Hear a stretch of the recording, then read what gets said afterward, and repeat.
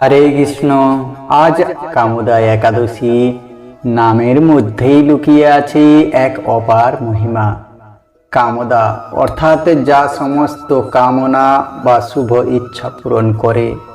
আপনি কি জানেন, সঠিক ভক্তি ভরে ব্রত পালনের পর আজকের এই বিশেষ পালনের দিনে সামান্য একটি খাবার আপনার জীবনের মোড় ঘুরিয়ে দিতে পারে, ভাগ্যের চাকা বদলে দিতে পারে।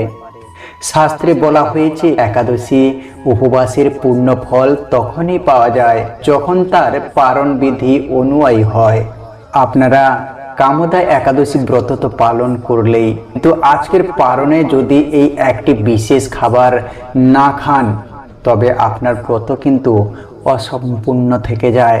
শুধু তাই নয়, শাস্ত্র মতে আজকের দিনে এই একটি জিনিস মুখে দিলেই জীবনের সকল দুঃখ কষ্ট দূরীভূত হয় এবং পরিবারে নেমে আসে সুখের জোয়ার।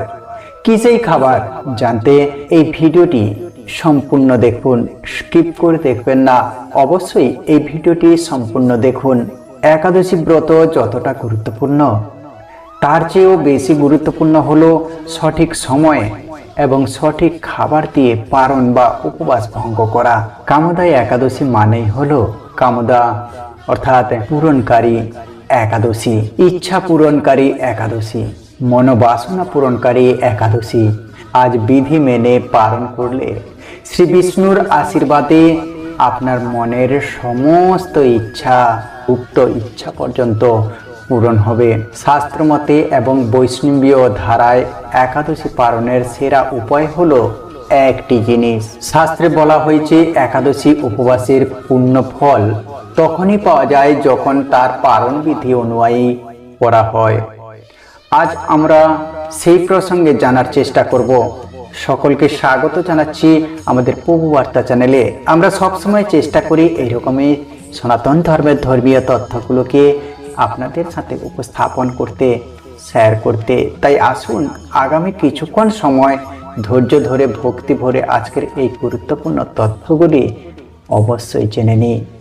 আশা করছি এই তথ্যগুলি আপনাদের অবশ্যই সমৃদ্ধ করবে। ভালো লেগে থাকলে অবশ্যই একটা লাইক করে ভগবান শ্রীকৃষ্ণের নামটি একবার হলেও লিখে যাবার অনুরোধ জানাচ্ছি। তো চলুন সেই প্রসঙ্গ জানা যাক। যা গ্রহণ করলে পরিবারে ফিরবে শান্তি এবং আপনার দীর্ঘদিনের কোনো কষ্ট বা বাধা দূর হয়ে যাবে। ভিডিওটি স্কিপ না করে শেষ পর্যন্ত দেখুন, কারণ আজকের এই জ্ঞান আপনার আধ্যাত্মিক যাত্রাকে পূর্ণতা দেবে। পারণের খাবারে যাওয়ার আগে আমাদের বুঝতে হবে এই একাদশীর গুরুত্ব কেন এত বেশি। ব্রহ্মাণ্ড পুরাণে ভগবান শ্রী বিষ্ণু যুধিষ্ঠিরকে বলেছিলেন, এই একাদশী হলো পাপরূপী ইন্ধনের জন্য অগ্নির মতো। কথিত আছে, প্রাচীনকালে রত্নপুর রাজ্যে ললিত ও ললিতা নামক এক গন্ধর্ব দম্পতি বাস করতেন। ললিতের একটি ভুলের কারণে রাজা পুণ্ডরিক তাকে রাক্ষস হওয়ার অভিশাপ দেন। স্বামীর এই দুর্দশা দেখে ললিতা ঋষি শৃঙ্গীর আশ্রমে যান। ঋষি তাকে চৈত্র শুক্লের এই কামোদা একাদশী পালনের পরামর্শ দেন। ললিতা অত্যন্ত নিষ্ঠার সাথে ব্রত পালন করে তার পূর্ণ ফল স্বামীকে অর্পণ করেন এবং অলৌকিকভাবে ললিত পুনরায় তার দিব্য রূপ ফিরে পান। অর্থাৎ এই একাদশী অসম্ভবকেও সম্ভব করে দিতে পারে। এখন জেনে নিচ্ছি পারণের সঠিক সময় ও নিয়ম। পারণ মানে হলো উপবাস ভঙ্গ করা। মনে রাখবেন, একাদশী তিথি শেষ হওয়ার পর এবং দ্বাদশী তিথি থাকাকালীন নির্দিষ্ট পারণ সময়ে করে নেওয়া দরকার। এই খাবার গ্রহণ করা আবশ্যক। যদি হরিবাসর সময়ে পালন করা হয় তবে ব্রতের ফল নষ্ট হয়ে যায়। আজকের দিনে সূর্যোদয়ের পর পঞ্জিকা অনুসারে যে সময়টি নির্ধারিত থাকছে তার মধ্যেই প্রসাদ গ্রহণ করুন। পালনের আগে অবশ্যই স্নান সেরে শুদ্ধ বস্ত্রে ভগবান বিষ্ণুর পূজা করুন এবং শ্রী বিষ্ণু সহস্র নাম পাঠ করুন বা শ্রবণ করুন। ওম নমো ভগবতে বাসুদেবায় মন্ত্রটি অবশ্যই 108 বার জপ করুন। সেই বিশেষ এক খাবার যা দুঃখ হরণ করবে। এবার আসি সেই মহেন্দ্রক্ষণে। আজকের দিনে পারণের সময় কোন খাবার যা আপনার পরিবারের কল্যাণ বয়ে আনবে? শাস্ত্র অনুযায়ী পারণের সেরা উপায় হলো চরণামৃত ও তুলসী পত্র। তুলসী পত্রের অলৌকিক শক্তি। তুলসী হলেন স্বয়ং বৃন্দা দেবী, যিনি শ্রী বিষ্ণুর অতি প্রিয়। পারণের সময় একটি তুলসী পাতা মুখে দিলে শুদ্ধি ঘটে। বলা হয় তুলসী মিশ্রিত জল বা পাতা দিয়ে পারণ করলে 7 জন্মের পাপ ধুয়ে যায়। আতপ চালের অন্ন। যেহেতু একাদশীতে অন্ন বর্জন করা হয়, পঞ্চরবি শস্য বর্জন করা হয়ে থাকে, তাই দ্বাদশীর দিনে ভগবানকে নিবেদন করা সামান্য একটু আতপ চালের অন্ন বা গোবিন্দভোগ চালের প্রসাদ মুখে দিয়ে উপবাস ভঙ্গ করা অত্যন্ত শুভ। এটি আপনার শরীরের সাত্ত্বিক শক্তির সঞ্চার করে। কেন এটি খাবেন? এই খাবারটি কেবল খিদে মেটানোর জন্য নয়, এটি একটি মহাপ্রসাদ। এটি গ্রহণের সময় মনে এই বিশ্বাস রাখুন যে আমার অন্তরের সকল মলিনতা দূর হচ্ছে। যারা আর্থিক অনটনে ভুগছেন বা পরিবারে অশান্তি দেখছেন, তারা শ্রী বিষ্ণুর চরণে তুলসী নিবেদন করে সেই তুলসী দিয়ে আজ পারণ করুন। গরিব মানুষকে খাবার দেওয়া বা দান করা অত্যন্ত শুভ। শুধু নিজে খাবার গ্রহণ করলেই হবে না, কামদা একাদশীর পূর্ণ ফল পেতে পারণের আগে বা পরে সাধ্যমতো দান করুন। আজকের দিনে কোনো ক্ষুধার্ত ব্যক্তিকে অন্ন দান করা বা পশু পাখিকে খাওয়ানো অত্যন্ত পুণ্যের কাজ। বিশেষ করে গরুকে ঘাস বা গুড় খাওয়ানো হলে ঘরে লক্ষ্মীর কৃপা স্থায়ী হয়। পরিবারে যদি ছোট্ট শিশু বা বয়স্ক কেউ থাকে, তবে তাদের হাতেও আজ প্রসাদ তুলে দিন। বিশ্বাস করুন, আপনার এই ক্ষুদ্র সেবার মনোভাবে ঈশ্বরের আশীর্বাদ হয়ে আপনার ঘরে ফিরে আসবে। ভক্তি হলো ভগবানের কাছে পৌঁছানোর একমাত্র পথ। আপনি যে খাবার গ্রহণ করুন না কেন, তা যেন হয় পূর্ণ সমর্পণের সাথে। আজকের এই বিশেষ দিনে আপনার মনের সকল সৎ ইচ্ছা পূরণ হোক। কামদা একাদশীর প্রভাবে আপনার জীবন শান্তিতে ভরে উঠুক, এই প্রার্থনা করি। ভিডিওটি আপনার প্রিয়জনদের সাথে শেয়ার করুন, যাতে তারাও এই পূর্ণ তথ্য জানতে পারে। কমেন্টে অবশ্যই লিখুন জয় শ্রী বিষ্ণু, অথবা আপনার ইষ্টদেবের নামটি একবার হলেও লিখে যাবেন। আমাদের সাথে থাকার জন্য অসংখ্য ধন্যবাদ। ভালো থাকুন, সুস্থ থাকুন। হরে কৃষ্ণ, জয় নিতাই, রাধে রাধে। এই একাদশী ব্রত যত প্রকার ব্রত রয়েছে তার মধ্যে সব থেকে শ্রেষ্ঠ ব্রত, এর উপরে কোনো ব্রত নেই। তো সেই একাদশী ব্রত, বিশেষ করে এই কামদা একাদশী ব্রত, 24টি একাদশী ব্রতের মধ্যে একটা শ্রেষ্ঠ ব্রত হচ্ছে এই কামদা একাদশী ব্রত। কিন্তু এই ব্রতটি পালন করলে কি ফল লাভ হয়ে থাকে? প্রথমত বলা হয়েছে তাদের জন্য ব্রহ্মবৈবর্ত পুরাণে, যারা এই কামদা একাদশী ব্রত পালন করবে তারা পিশাচত্ব থেকেও মুক্তি প্রাপ্ত হতে পারবে। যেমন যারা অপমৃত্যু বরণ করে, ইচ্ছা করে যারা মৃত্যুবরণ করে, গলায় দড়ি দেয়, বিষ খেয়ে আত্মহত্যা করে, এরকম ভাবে যাদের দেহত্যাগ হয়, এরা কিন্তু সহজে দেহ পায় না। ভূতের শরীরে, সূক্ষ্ম শরীরে এদের অবস্থান করতে হয়। এটা হচ্ছে জমালয়ের একটা শাস্তি, যে ভগবান তোমাকে এই শরীরটা দিয়েছে, একটা বয়সের পরে মৃত্যু হবে সেটা ভিন্ন বিষয়, কিন্তু ইচ্ছা করে কখনো এই মৃত্যুবরণ করা উচিত নয়। এটা সব থেকে ভয়ানক একটা পাপের, এবং এর ফলে তাকে সেই সহজে শরীর দেওয়া হয় না, তাকে ভূতের মতো সূক্ষ্ম শরীরে রাখা হয়। একাকী, আত্মীয় স্বজন পরিত্যক্ত হয়ে সে ব্যক্তি একাকী অবস্থান করবে, এটি হচ্ছে পাপের বিষয়।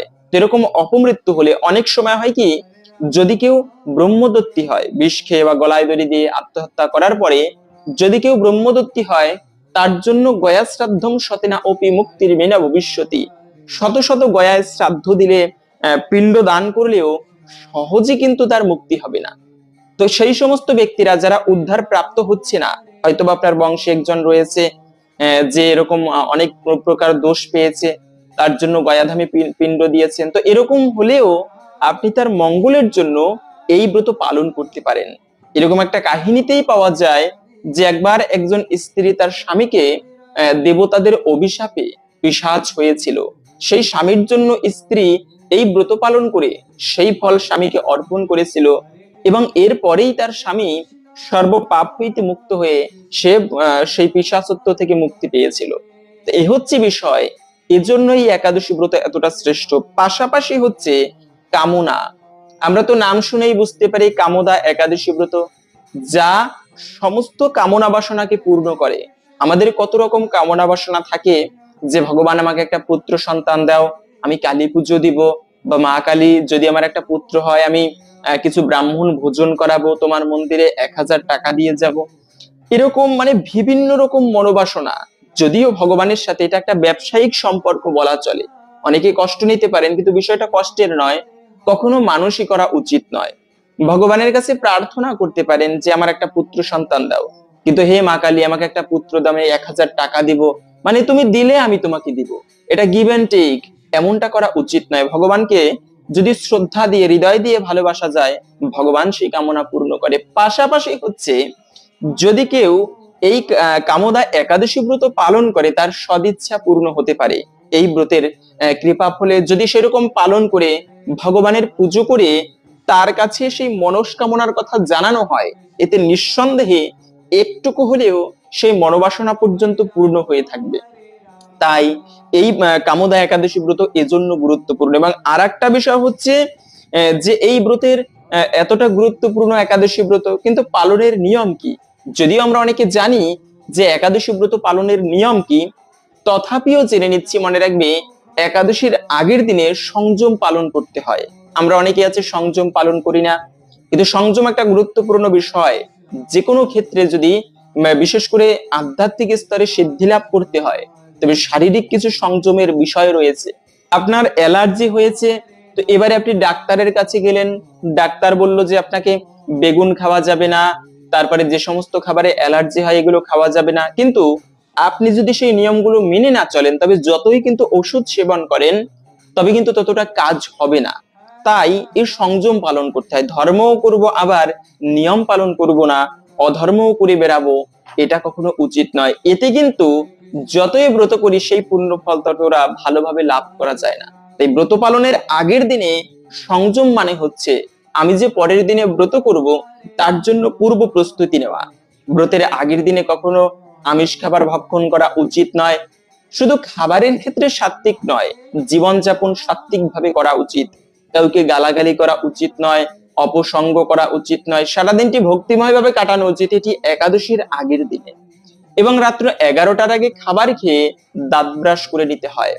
যদি দাঁতের গোড়ায় খাবার আটকে থাকে এবং সেই খাবার একাদশীর দিনে পেটে যায়, এতেও কিন্তু ব্রতে দোষ লাগে। পাশাপাশি হচ্ছে অনেকের আবার দাঁতের গোড়া থেকে রক্ত বের হয়, আমার অনেক সময় দাঁতের গোড়া থেকে রক্ত বের হয়। তো একাদশীর দিনে যদি দাঁতের গোড়া থেকে রক্তক্ষরণ হয়, তবে কিন্তু মনে রাখবে শুধু দাঁতের গোড়া থেকে নয়, শরীর থেকে যে কোনো ব্রতের দিনে রক্তক্ষরণ হলে এতে কিন্তু সেই ব্রতের সম্পূর্ণ ফল ভালোভাবে প্রাপ্ত করা যায় না। এজন্য একাদশীর আগের দিনে দন্ত ধাবন করা প্রয়োজন। অনেকে আছে ফল বানাতে গিয়ে হাত পা কেটে যায়, তো সেক্ষেত্রে খেয়াল রাখবেন যেন এমনটা না হয়, এতে ব্রতে দোষ লাগে। তো এভাবে করে আপনারা একাদশীর দিনে পরে খুবই ভোরে ভোরে শয্যা ত্যাগ করবেন, ঘুম থেকে উঠবেন। একাদশীর দিনটি হচ্ছে মুখ্যত বিষয়। আরে এই দিনটি ভগবানের এত প্রিয় দিন যে যদি কোনো ব্যক্তি অজান্তেও এই একাদশী পালন করে, তার জন্ম জন্মান্তরের সর্ব পাপরাশি ভস্মীভূত হয়ে যায়। তাই একাদশী ব্রতের দিনটি এতটা গুরুত্বপূর্ণ দিন। সেজন্য এই একাদশী ব্রতের দিনে খুবই ভোরে ভোরে ঘুম থেকে উঠবেন। প্রভাতকালে শয্যা ত্যাগ করলে সায়েন্সের ভাষায় শরীর ভালো থাকে, মন ভালো থাকে। পাশাপাশি সকালবেলা সাধনা করলে যতটা আগায়, দিনের অন্য সময় সেই ধর্ম কাজ করলে ততটা আগায় না। এজন্য একটা দিনের মধ্যে 24 ঘন্টার মধ্যে সর্বশ্রেষ্ঠ মুহূর্ত হচ্ছে কিন্তু ব্রহ্ম মুহূর্ত। ওই সূর্যোদয়ের পরেও না, সূর্যোদয়ের 1 ঘন্টা 36 মিনিট পূর্বে, এবং এর পরের সময় হচ্ছে প্রভাতকাল। তো সেই সকালবেলা আপনারা ঘুম থেকে উঠবেন, স্নান করে সম্ভব হলে ঠাকুর পুজো দিবেন। হয়তো আপনাকে কাজে যেতে হবে, যাবার পরে আপনি একটু ঠাকুরের পুজো দিয়ে যান, এটি ভালো। তো ওইরকম ঘটা করে না দিলেও কিছু পুষ্প আপনি ঠাকুরকে নিবেদন করতে পারেন, তারপরে তুলসী পত্র নিবেদন করতে পারেন। কত মহিমা এই পুজো করার। তো অন্তত পক্ষে একাদশীর দিনটি কেন এত গুরুত্বপূর্ণ বলা হয়েছে? মনে রাখবে, অন্যান্য দিনে ধর্ম কাজ করলে যে পুণ্য ফল প্রাপ্ত করা যায়, কিন্তু একাদশীর দিনে সেই ধর্ম কাজ করলে তার থেকে সহস্র গুণ বেশি পুণ্য ফল প্রাপ্ত করা যায়। সেজন্য একাদশী ব্রতের দিনকে এতটা প্রাধান্য দেওয়া হয়েছে। আর এই মুনি ঋষিরা পর্যন্ত ব্রত করে। স্বয়ং একটা কাহিনী পাওয়া যায় যে এই একাদশী ব্রত পালন করলে কি ফল লাভ হয়। একবার গালব নামে এক মহামুনি বাস করতো নর্মদা নদীর তীরে। ওই নর্মদা নদীর তীরে গালব মুনি বাস করতো। তার একটা সন্তান ছিল, নাম ছিল ভদ্রশীল। আর যেমন পিতা তেমন তার সন্তান হবে, এটাই স্বাভাবিক। ওই পিতা তিনি অষ্টাঙ্গ যোগ অনুশীলন করত, সৃষ্টিকর্তার ধ্যান করত, সাধনা করত, এক মনে নীরবে নিবৃত্তে ভগবানের উপাসনা করত। এভাবে করে সেই পিতা তো ঠাকুরের বা সৃষ্টিকর্তার ধ্যান করত, কিন্তু তার সন্তান হচ্ছে ভক্তি যোগ অনুশীলন করত। তিনটা যোগ রয়েছে, যার মধ্যে শ্রেষ্ঠ হচ্ছে কিন্তু ভক্তি যোগ। তো সেই তার সন্তান ভদ্রশীল, সে নিজে একাদশী ব্রত পালন করত। সবাইকে বলতো, তোমরা বাবাকে পর্যন্ত বলতো যে বাবা তুমিও কিন্তু একাদশী ব্রত পালন করবে। আবার নিজে বিষ্ণু পুজো করত। সেই নর্মদা নদীর তীরে বিষ্ণু মূর্তি তৈরি করে সেখানে বিষ্ণু পুজো করে আবার মূর্তি বিসর্জন দিয়ে দিত। এভাবে করে সেই ভদ্রশীল ছোটবেলা থেকেই, ওই যে শাস্ত্রে বলা আছে, কৌমার আচরিত প্রাজ্ঞ ধর্মান ভাগবত আনিহ, কৌমার বয়স থেকে ভক্তি জীবন ভগবানের সেবা করে কাটানো উচিত, কেননা জীবনে যে কোনো সময় মৃত্যু হতে পারে। তাই সে একদিন গালব মুনি মনে মনে চিন্তা করলো যে আমার পুত্র ও এত ছোট্ট কাল থেকে ভগবানের সেবা করে, এটি শ্রেষ্ঠ। আবার নিজে একাদশী ব্রত পালন করে, সবাইকে বলে তোমরা একাদশী ব্রত পালন করবে। আচ্ছা, ও কোথা থেকে এত সুন্দর ভক্তিযোগ শিখতে পারলো? একদিন ডেকে ভদ্রশীলকে বলল যে পুত্র, তুমি এই একাদশী ব্রত পালন করা, বিষ্ণু পুজো করা, এগুলো কোথা থেকে শিখলে পুত্র? তখন সেই ভদ্রশীল বলল যে পিতা, আমি হচ্ছে জাতিস্বর। আমার পূর্ব জীবনের কথা স্মরণে আছে, ভুলিনি আমি সেই কথা। আমি পূর্ব জীবনে ধর্মধ্বজ নামে এক রাজা ছিলাম। সেই ধর্মধ্বজ পৃথিবীকে এত সুন্দরভাবে পালন করতাম, প্রজাদেরকে পুত্রের মতো প্রতিপালন করতাম। রাজ্যে কোনো অনাচার অবিচার হয়নি। ধর্ম অনুযায়ী আমি রাজ্য শাসন করতাম, ধার্মিক রাজা ছিলাম। কিন্তু আমার অনেক শক্তি ছিল, সামর্থ্য ছিল, যে কারণে মন্ত্রীদের কুমন্ত্রণায় আমি অন্যায়ভাবে বিভিন্ন রাজ্য দখল করতে লাগলাম। আমার রাজকোষ বৃদ্ধি করতে লাগলাম, রাজ্যের প্রতি তেমন খেয়াল আদি করলাম না। শেষে রাজ্যে অনাচার দেখা দিল, চুরি ডাকাতি বেড়ে গেল। আমি একদিন মৃগয়া করতে গিয়ে সেখানে সৈন্যদেরকে হারিয়ে সেই বনের মধ্যে ঘুরে বেড়াচ্ছি। সারাদিনে কিছু আহার করিনি, জল ফোঁটা পর্যন্ত পান করিনি। হঠাৎ সন্ধ্যাকালে উপস্থিত, সেখানে খেয়াল করলাম কিছু তীর্থযাত্রী সেই বনের মধ্যে একটা ভাঙা মন্দিরে এসে তারা রাত্রি জাগরণ করছে, বিষ্ণু পুজো করছে। আমিও তাদের সাথে সেই রাত্রি জাগরণ করে রইলাম। সেখানে ভগবান শ্রী বিষ্ণুর নাম গুণাগুণ কীর্তন করে কাটালাম। প্রচন্ড ক্ষুধা তৃষ্ণায় পরের দিনে আমার দেহত্যাগ হলো এবং ভয়ানক যমদূতেরা আমাকে কালপাশে বিদ্ধ করে সেই ক্লেশপূর্ণ কষ্টপূর্ণ রাস্তা দিয়ে নরকে যমলোকে নিয়ে গেল। যমরাজ রেগে গিয়ে প্রশ্ন করলো যে চিত্রগুপ্ত, দেখো তো এই ধর্মধ্বজ কত পাপ করেছে, এ ব্যক্তি জীবনে কত রাজ্য অন্যায়ভাবে দখল করেছে, দেখো একে কি শাস্তি দিতে পারি। চিত্রগুপ্ত খাতা খুলে দেখলো যে এর জীবনের সবকিছুই পাপে পরিপূর্ণ। কিন্তু একটা অদ্ভুত বিষয় যে প্রভু এ যে আজকে মৃত্যুবরণ করেছে, অজান্তে আগামীকালকে একাদশী ব্রত পালন করেছে। এটা যমরাজ শুনেই তার সিংহাসন থেকে নেমে সাষ্টাঙ্গে প্রণাম করলো ধর্মধ্বজ রাজাকে এবং যথাযোগ্য উপহার দিল, সম্মান প্রদান করে দৈব দেবতাদের ভোগ্য বস্তু খাবার, সুস্বাদু খাবার প্রদান করে তাকে বৈকুণ্ঠে পাঠিয়ে দিল। তো তখন ধর্মধ্বজ বলতে লাগলো যে পিতা, আমি সেই অজান্তে একাদশী ব্রত পালন করার ফলে বৈকুণ্ঠে ভগবানের সাথে অযুত কোটিকাল দিব্য আনন্দে সুখে বসবাস করতেছিলাম এবং এরপরে আমি পৃথিবীতে এই একাদশী প্রচারের জন্য তোমার মতো মহামুনির পুত্র রূপে জন্মগ্রহণ করেছি। এ হচ্ছে এই একাদশী ব্রত পালন করার ফল। এবং ওই সময়ে যমরাজ তার যমদূতদেরকে বলে দিয়েছে, শুনে রাখো যমদূতগণ, তোমরা যেখানেই এই একাদশী ব্রত পালনকারীকে দর্শন করবে, তাদেরকে দর্শন করে তোমরা দূর থেকে পলায়ন করবে, কখনো তাদেরকে তোমরা এই যমলোকে নিয়ে আসবে না। এ হচ্ছে মূলত এই একাদশী ব্রত অজান্তেও যদি কোনো ব্যক্তি পালন করে, তার এই ফল লাভ হয়ে থাকে। তাই প্রত্যেকের একাদশী ব্রত পালন করা উচিত। কেন করব না সেই ব্রত? যেখানে যমদূতগণ যে ব্যক্তি একাদশী ব্রত পালন করে তাকে যমালয়ে নিয়ে যাওয়ার সাধ্য নেই। মহাদেব নিজে বলেছেন মা পার্বতীকে, হে দেবী শুনে রাখো, যে ব্যক্তি একাদশী ব্রত পালন না করে অবহেলা করে, তার প্রতি গ্রাসে গ্রাসে এত পাপ হয়, যদি কেউ অন্ন গ্রহণ করে, যমদূতেরা তাকে নরকে নিয়ে লোহাকে তাপিত করে গলিয়ে তার মুখের মধ্যে ঢেলে দিবে, ভয়ানক শাস্তি দেওয়া হয় তাকে যমলোকে। তাই সকলের, কি বৃদ্ধ কি যুবক, 8 থেকে 80 বছর পর্যন্ত প্রত্যেকের উচিত একাদশী ব্রত ভক্তি ভরে পালন করা।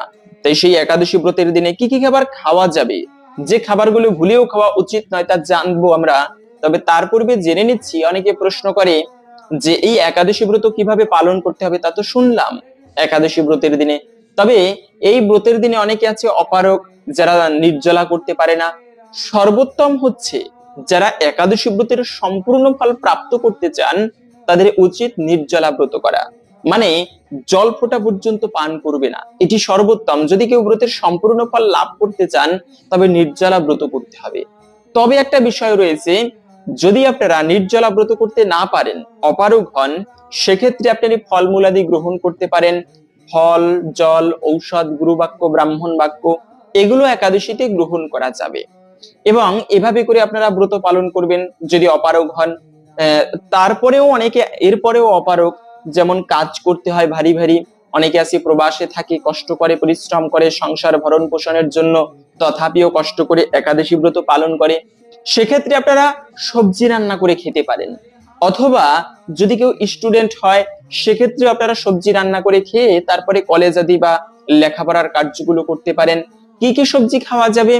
মনে রাখবে, যে কোনো প্রকার সবজি খেতে পারবেন, যেমন ফুলকপি, বাঁধাকপি, ফুলকপি, তারপরে মিষ্টি কুমড়া, মিষ্টি আলু, পেঁপে, কাঁচকলা, এগুলো আপনারা ঘি অথবা সূর্যমুখী তেল দিয়ে রন্ধন করে খেতে পারবেন। অনেকে প্রশ্ন করে যে সাবু খাওয়া যাবে কিনা। হ্যাঁ, অবশ্যই সাবু খাওয়া যাবে।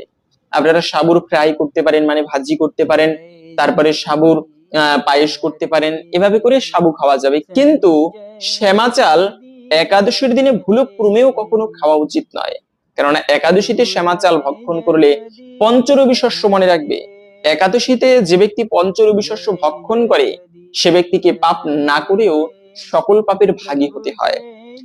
এজন্যই তো স্কন্দ পুরাণে বলা আছে, মাতৃহা পিতৃহা চৈব ভাতৃহা গুরুহা তথা একাদশান্ত ইয়ো ভূয়াক্তে বিষ্ণু লোকচ্যুত ভাবে। যে ব্যক্তি একাদশীর দিনে পঞ্চরবি শস্য গ্রহণ করবে, মাতৃহত্যা, ভাই হত্যা, গুরু হত্যা, ব্রাহ্মণ হত্যা, সকল ভয়ানক পাপের ভাগী হবে, পাপ না করেও। কেননা একাদশীর দিনে সেই পঞ্চরবি শস্যের মধ্যে ভয়ানক পাপপুরুষ তিনি আশ্রয় গ্রহণ করে। তাই একাদশীর দিনে কখনো উচিত নয় সেই পঞ্চরবি শস্য ভক্ষণ করা। আপনি অন্যান্য খাবার খেতে পারেন, এরপরেও যে খাবারগুলো খাওয়া যাবে না তা আমরা একটুকু পরে জানছি। তবে এই একাদশী ব্রতের দিনে যারা ব্রত করবেন কিংবা না করবেন, ভুলেও এই কার্যগুলো করা উচিত নয়। যেমন প্রথমত হচ্ছে, আমরা অনেক সময় নিন্দা করি, আরে একাদশী ব্রত করে না, মানে যারা ব্রত পালন করে তারা অপরের নিন্দা করে, একাদশী ব্রত পালন করে না, গিয়ে তোমার জীবনে কিচ্ছু হবে না, মনুষ্য জীবন ধারণ করে একাদশী ব্রত পালন করে না, আরে তাকে ভগবান দেখবে। সেটা তোমার কখনো উচিত নয় কোনো ব্যক্তিকে নিন্দা করা। আমরা এক জায়গায় বসলে কি কি করেছে, কোথায় কি হয়েছে, সব নিন্দা শুরু হয়ে যায়। কিন্তু মনুষ্য জীবনে উচিত অপরের ভালো গুণ দেখা, দোষ নয়। যে ব্যক্তি যতটুকু জলে নামবে সে ততটুকু ভিজবে। যদি তুমি সবসময় অপরের দোষ দর্শন করো, তবে তোমার জীবনে দোষের বৃদ্ধি হবে, তুমি ভালো কিছু প্রাপ্ত করতে পারবে না। যে ব্যক্তি নিজের জীবন নিয়ে ব্যস্ত, সে কখনো অপরের দোষ দর্শন করে না। তাই অপরের নিন্দা করা উচিত নয়। পারলে অপরের, একটা ব্যক্তির হাজারো খারাপ থাকতে পারে, সে ব্যক্তিরও কিন্তু ভালো গুণ আছে, তো সবসময় অপরের ভালো গুণ চেষ্টা করুন দর্শন করতে। এই ব্যক্তির ভালো গুণ একটা, ওই ব্যক্তির আর একটা ভালো গুণ, এরকম করে সবার থেকে একটা ভালো গুণ যদি আমরা গ্রহণ করতে পারি জীবনে, আমি নিজেই একসময় অনেক শুদ্ধ হতে পারবো, অনেক ভালো ব্যক্তি হতে পারবো। তাই কখনো হতে পারে সে একাদশী ব্রত পালন করে না, কিন্তু তার কখনো নিন্দা করা উচিত নয়, সেটা ভগবান দেখবে। আমি বলার কে এটা? তবে সবাইকে উৎসাহ করব, যদি ব্রত করে এতে ভগবানও আমার প্রতি অত্যন্ত প্রসন্ন হবে, যে আমার মাধ্যমে সে একাদশী ব্রত পালন করতেছে। ভগবান এতে অনেক খুশি হয়। কিন্তু কখনো কারো নিন্দা করবে না, জেনে হোক বা না জেনে। যদি কারো নিন্দা করা হয়, এটি মহা পাপের ভাগী হতে হয়। মনে রাখবে, একবার একটা কাহিনী পাওয়া যায় এরকম শাস্ত্রে, যে একটা রাজ্যের একজন রাজা ছিল। ওই রাজা খুবই সৎ। সে রাজ্যের সবাইকে, প্রজাদেরকে নিজের পুত্রের মতো ভালোবাসতো। নিন্দা করলে কি হয়? তখন সেই রাজা, এত সুন্দর ভালো রাজা ছিল, তিনি একবার ব্রাহ্মণ সেবা দিচ্ছিল। রাজ্যের সমস্ত ব্রাহ্মণদেরকে নিমন্ত্রণ করে বাড়িতে ভোজন করাবে, এজন্য সে বিশাল করে বৈষ্ণব সেবা দিচ্ছে। সেখানে অনেক সুস্বাদু ভোজনের ব্যবস্থা করা হচ্ছিল, এবং সবশেষে ছিল পায়েসের ব্যবস্থা। সুস্বাদু মিষ্টিঅন্ন পায়েস, সেখানে সেই খেজুরের রস দিয়ে তৈরি হচ্ছিল পায়েস। কিন্তু যেখানে রন্ধন করা হচ্ছিল, সেই রন্ধনশালার উপরে কোনো কাপড় দেওয়া ছিল না, বা কোনো উপরে কোনো কিছু দেওয়া ছিল না। তো একবার কি হয়েছে, রন্ধন তো হচ্ছে, সবশেষে পায়েস। তো একবার একটা ঈগল বিষধর একটা সর্পকে ধরে সেই উপর দিয়ে নিয়ে যাচ্ছিল। আর ঈগল যদি সর্পকে ধরে, তার বাঁচার আর কোনো রাস্তা নেই। সাপটা দেখলো আমার আর কোনো উপায় নেই, বাঁচতে পারবো না, শেষ পর্যন্ত নিজের সবটুকু বিষ ঢেলে দিল তার পায়ে, ঈগলের পায়ে কামড় দিল, এবং ওখান থেকে একটুকু বিষ ছিটে পড়েছিল সেই পায়েসের মধ্যে যেখানে রান্না করা হচ্ছিল। তো যারা পাকশী ছিল তারা তো আর খেয়াল করলো না বিষ পড়েছে, তারা ভালো করে রন্ধন করলো, খুবই সুস্বাদু, ঘ্রাণের কত মানে স্বাদ, এমনই মনে হচ্ছে যেন এই পায়েসের অনেক সুস্বাদু হবে। রান্না করা হলো, সবশেষে সবাইকে ভোজন দেওয়া হচ্ছে, সবাই খুবই আনন্দের সহিত ভোজন গ্রহণ করছে। সবশেষে পায়েস, যারা যারা সেই পায়েস প্রসাদ গ্রহণ করেছে, সবার সেখানে মৃত্যু হলো। রাজা মহারাজ এত ব্রাহ্মণের হত্যার পাপ নিজের জীবনে সে আর ভার বহন করতে পারে না। কেন? রাজা হচ্ছে এত ভালো মানে রাজা, সে অনুশোচনায় নিজের দেহকেই ত্যাগ করে দেবে, এমন অবস্থা। কি হবে? এত ব্রাহ্মণ হত্যার পাপ, পাপটা কি রাজা করেছে? এদিকে যমরাজ চিন্তায় পড়ে গিয়েছে, এই ব্রাহ্মণ হত্যার পাপ কাকে দিবে এই দোষ? কেননা রাজার তো কোনো ভুল ছিল না, সে সুন্দরভাবে এমন একটা বৈষ্ণব সেবা দিয়েছে, তার উদ্দেশ্য সৎ ছিল, তার ইচ্ছা করে তো আর এমন করেনি। দোষটা রাজার ছিল না। দোষটা কি তাহলে যারা রান্না করেছে তাদেরও দোষ ছিল? তাদেরও দোষ ছিল না। তাহলে যমরাজ কাকে শাস্তি দেবে এই ব্রাহ্মণ হত্যার? আবার যারা গ্রহণ করেছে সেই প্রসাদ, তাদের কি ভুল ছিল? ভুলটা তো তাদেরও ছিল না। তাহলে যে সর্পে এই বিষ ঢেলেছিল, তার কি দোষ? তারও তো দোষ নয়, কেন সে প্রাণ ভয়ে ভীত হয়ে এই বিষ ঈগলের পায়ে ছেড়েছিল। তাহলে দোষ কাকে দিবে? যমরাজ পর্যন্ত, তিনি পর্যন্ত বিভ্রান্ত।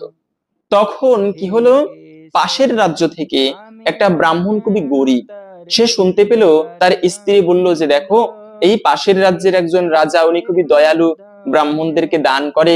তো তুমি একটা কাজ করো, সেই রাজার কাছে যাও, তাকে গিয়ে তোমার এই গরিবতার কথা, যে তুমি দুঃখের মধ্যে দিন যাপন করছো, এই কথা জানাও, রাজা তোমাকে অবশ্যই কিছু সাহায্য করবে।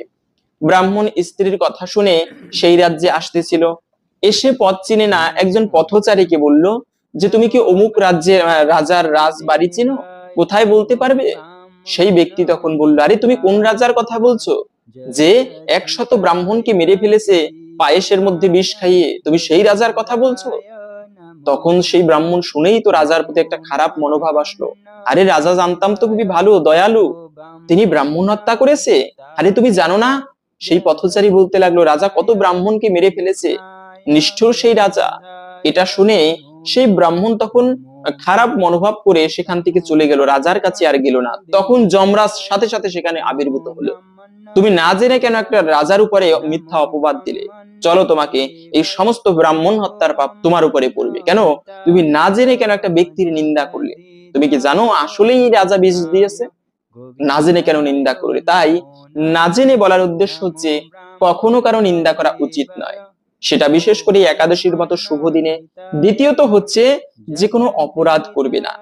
একটা ব্যক্তিকে যদি কষ্ট দেওয়া হয়, কষ্ট দিয়ে কেউ কখনো ভালো থাকতে পারে না। মনে রাখবে, সময় বড় নিষ্ঠুর। আজকে সময় তোমার পক্ষে রয়েছে, কালকে সময় তোমার বিপক্ষে চলে যাবে। এমনই হচ্ছে প্রকৃতি, এই প্রকৃতির ঊর্ধ্বে কেউ যেতে পারে না। যে রামচন্দ্র ভগবান তার রাজ্যে একটা কুকুরের পর্যন্ত ন্যায় বিচার হয়েছিল।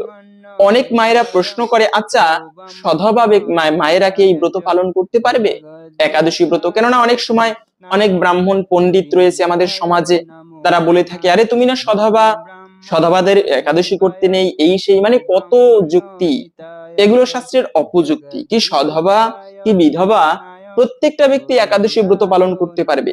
কোন শাস্ত্রে এরকম বলা হয়নি যে সধবা মায়েরা ব্রত করতে পারবে না। এটা শাস্ত্রের সম্পূর্ণ বিভ্রান্তিমূলক কথা বলে বেড়াচ্ছে কিছু ব্যক্তি। এটা কারা বলে? যারা নিজেরা একাদশী ব্রত পালন করে না, তারা অপরকে বলে এরকম। আরে সধবা মায়েরা ব্রত করলে যদি স্বামী সন্তানের অকল্যাণই হয়, তবে মহাদেবের সহিত মা পার্বতী ব্রত করে, তিনি কি সধবা নয়? তার কি স্বামীর অকল্যাণ হয়? পাশাপাশি হচ্ছে দ্রৌপদী তো ব্রত করত, তিনি কি সধবা ছিল না?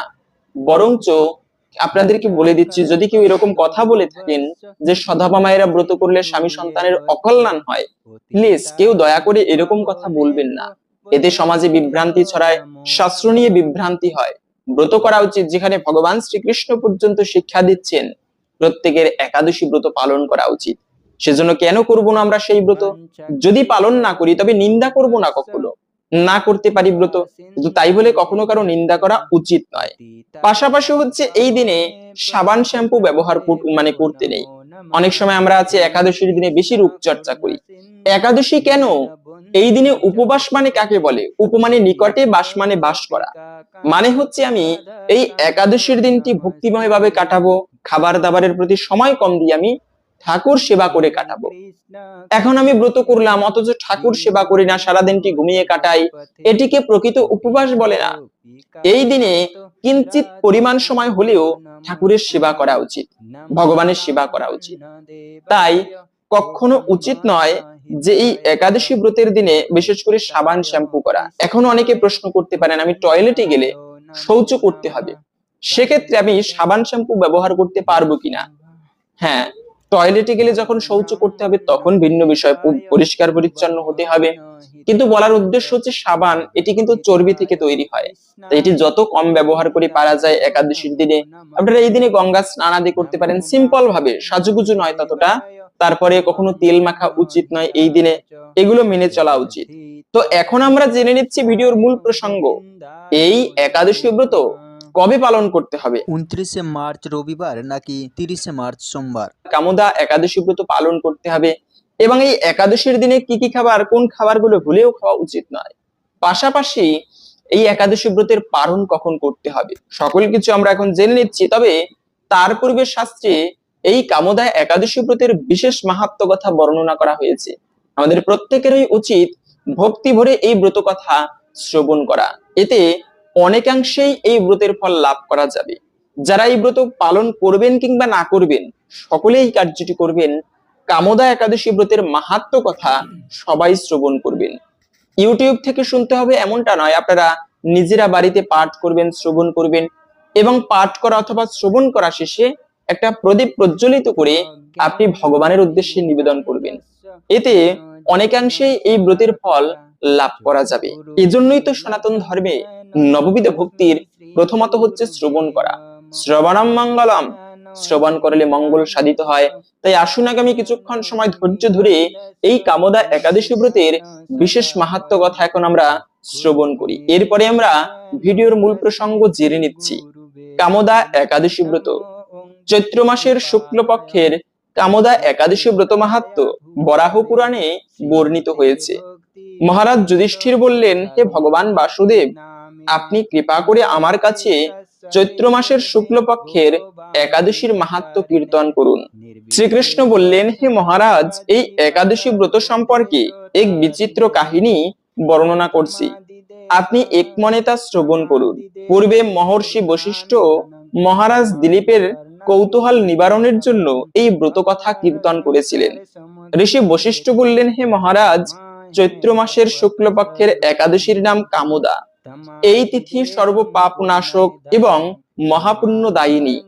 পূর্বকালে মনোরম নাগপুরে স্বর্ণ নির্মিত গৃহে বিষধর নাগেরা বাস করত।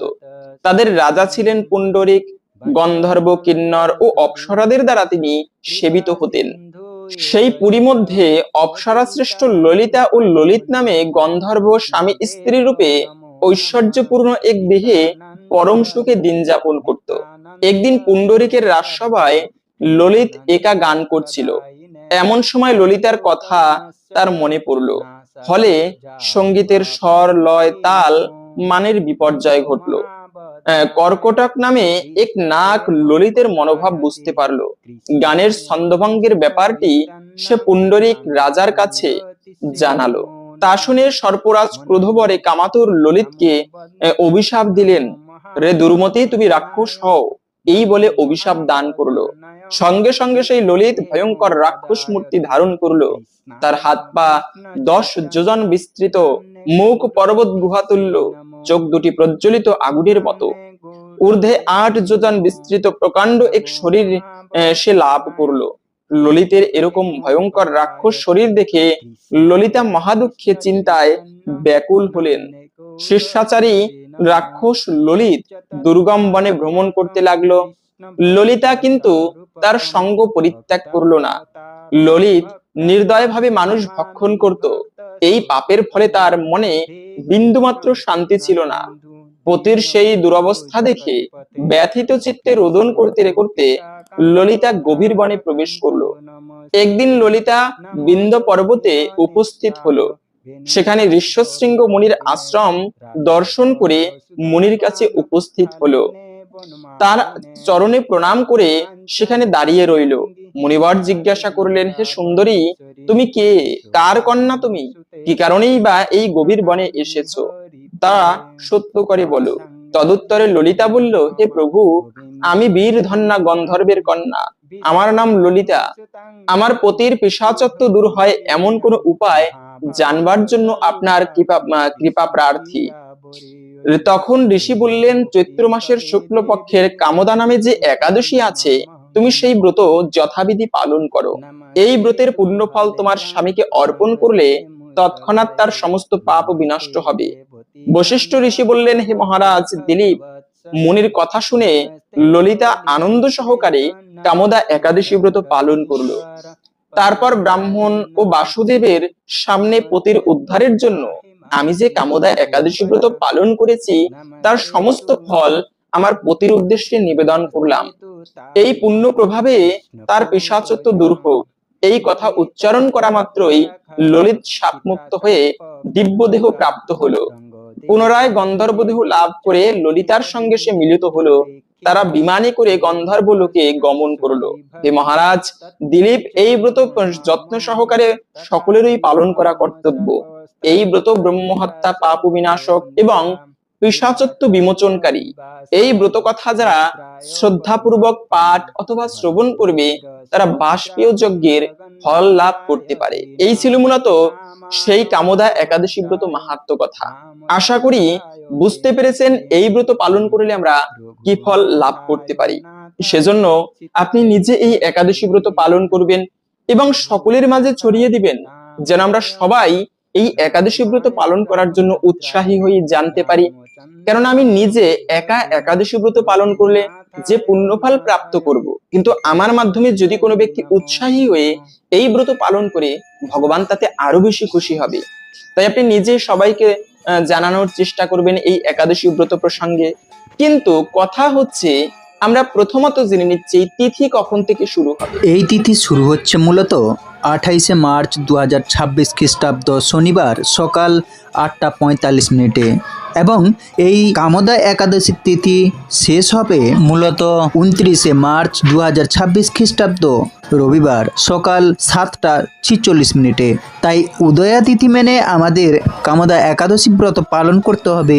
আগামী 29শে মার্চ রবিবার এই কামদা একাদশী ব্রত পালন করতে হবে এবং এই ব্রতের পালন করতে হবে কলকাতা সহ পুরো ভারতবর্ষে পালনের সময় পরদিন অর্থাৎ সোমবার 30শে মার্চ সোমবার 5টা 30 থেকে 7টা 12 মধ্যে এবং ঢাকা সহ পুরো বাংলাদেশে এই ব্রতের পালন করতে হবে 29শে মার্চ সোমবার 5টা 52 থেকে 7টা 42 মধ্যে। মূলত এই ব্রত ভঙ্গ করে নিতে হবে এবং ব্রত যত ভালোভাবে করি না কেন, যদি সেই একাদশী ব্রতের পালন সঠিক সময়ের মধ্যে না করা হয় তবে কিন্তু একাদশী ব্রতের সম্পূর্ণ ফল প্রাপ্ত করা যায় না। তাই পারণ একটা গুরুত্বপূর্ণ বিষয়। ব্রত করার পরে সঠিক সময়ের মধ্যে আমাদের প্রত্যেকের পারণ করা উচিত। তাই পারণ করতে হবে আগামী এই সময়টুকুর মধ্যে পঞ্চরবি শস্য প্রসাদ দিয়ে ভগবানের কাছে প্রার্থনা করে তারপরে এই ব্রতের পালন করবে। অম্বরীশ মহারাজ পর্যন্ত একাদশীতে ব্রত করে সঠিক সময়ের মধ্যে পালন করত। মুনি ঋষিরা পর্যন্ত পালনকে প্রাধান্য দিয়েছে। তাই পালন করা উচিত সঠিক সময়ের মধ্যে, না হলে কিন্তু ব্রতের সম্পূর্ণ ফল প্রাপ্ত করা যায় না।